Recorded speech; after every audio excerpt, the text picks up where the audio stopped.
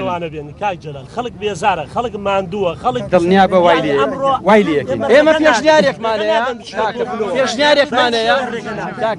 پێشنیارێکمانەیە ئەمانەوێت ئەم کۆبوونەوەیە تەرخان نەکەن بۆ سازان چکۆ سازانی تیانە ئەگەر تەرخانی بکەن ئەو برادرانی کە پارەکانیان پێ پارەکانیان دەرخەن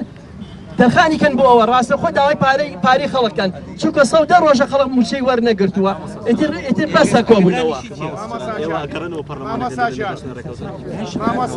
خیارەکان وایە کە ئێمە ئەگەر ئەمجارە نەگەیشتنین نەتیجەیەک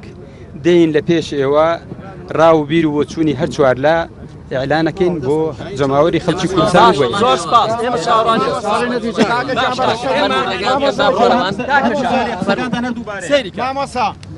ئێستا قسەیەکە پێکەوتین